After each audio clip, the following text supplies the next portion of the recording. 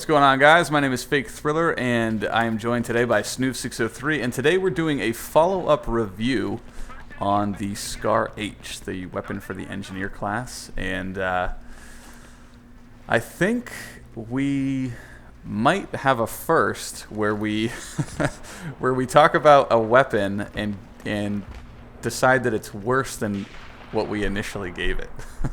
Without a doubt. And it's not the weapon itself that caused this, it's the rest of the weapons in the game that have caused this. Right. It's bad by comparison. Right, yeah. And so I guess it is the weapon, but it's not entirely its fault. It's a combination of the two. It's the weapon itself and its capabilities and its stats, and having played with so many other different guns now that by comparison it's just like, the fuck?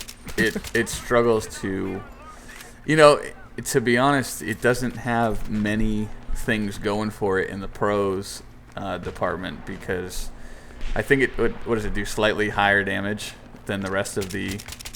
Yeah, and I think it's its weapons. long range damage. I don't even think it's short I don't range. even think it's its short range. Maximum damage. Yeah. So what you're watching right now is a TDM on. This is nose hair canals, and I'm using the Scar H with a suppressor and the M145 sight, and the reason I was using this setup was because we were playing a bunch of snipers. As you'll see, there's nothing but recons on the other team, and I know this might not be the best setup for the weapon overall as far as maximum efficiency, so don't think we're hating on this weapon solely based on the loadout I'm using in the video, because it does seem kind of wonky to use a suppressor on a long-range scope with a SMG. But the gun is kind of rubbish. It's got a low fire rate, 600 RPM, which is one of the lowest in the game. I think the M60 beats it with a 550 rounds per minute fire rate, and I think the PP2000 might share the 600 rounds per minute. Without getting into specifics and making myself look silly with the wrong statistics, just know that 600 is on the very low end of the spectrum when it comes to rates of fire in Battlefield 3. And to make up for that, it doesn't deal especially high damage, and it doesn't have really anything going for it.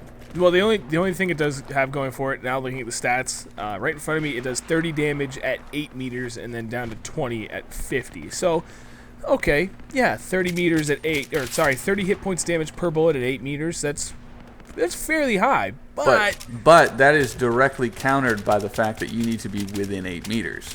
Right. So if we wanted to, we could do the math, and we could take a high fire rate gun like the MP7, and I'm pretty sure the MP7 would come out ahead in time to kill. Could the MP7 get 4 bullets on you and do the 25 damage faster than the Scar could get 4 bullets on you? Yeah, I mean, I think so, and I think the MP7 even goes out to like maybe 10 or 12 meters too. Yeah, so I without, could be entirely and wrong we're not with going to debate like down to the decimal point statistics, but just as a general idea, the Scar, in order to take advantage of its high potential damage rate, you need to be in these close quarters battles, which your success in those is directly affected by your rate of fire. Right, and we've always said that pretty much in Battlefield 3, fire rate reigns supreme. Right. So the higher the fire rate, for the most part, is where you want to be. So going into any close quarters engagement with 600 rounds per minute, that's abysmal. That's the last gun you want to use in any close quarters engagement. Yeah. Yeah, the only thing you might be worse off, and obviously shotguns are immune from that because they're so devastating up close. That's the only way they're effective. But like you could get taken out by people with semi-automatic pistols, like at certain distances, because they just have a better control over their fire rate and everything. And speaking of semi-automatic, I actually found, and what I'm doing in this game to be most effective, is to switch the Scar over to semi-auto, and then that it seems to have removed the 600 rounds per minute fire cap, because I was pulling the trigger pretty damn fast on occasion, and I was able to drop people much more effectively assuming I wasn't getting shot at and getting suppressed and strafing, so my bullet spread was all over the place. Yep, I agree with that. And that's actually what I had said in the original review. Link in the description for anyone that wants to go back and watch it. That is the thing I said. To make this gun really effective, I found that I wanted to stay in semi-auto mode because I could fire faster than the standard, what the gun gave me fully auto, and it was much more stable. That's the other thing that really gets me about this gun. You've got only a maximum of 20 plus 1 rounds, so 21 rounds. You've got a terrible fucking fire rate, and its max damage is only out to 8 meters.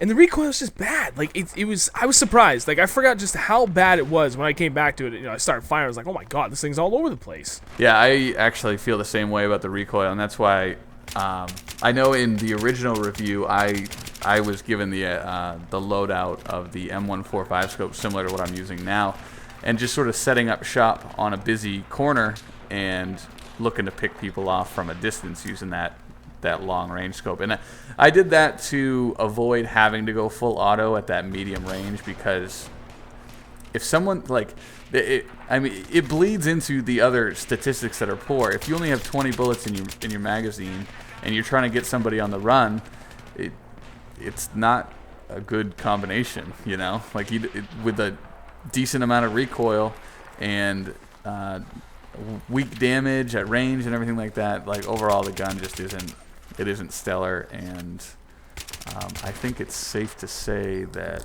the most effective loadout would probably be the typical red dot sight. Do you think the foregrip is worthwhile? Dude, I don't know. It's just such a strange gun that you're not going to buy pod though, right?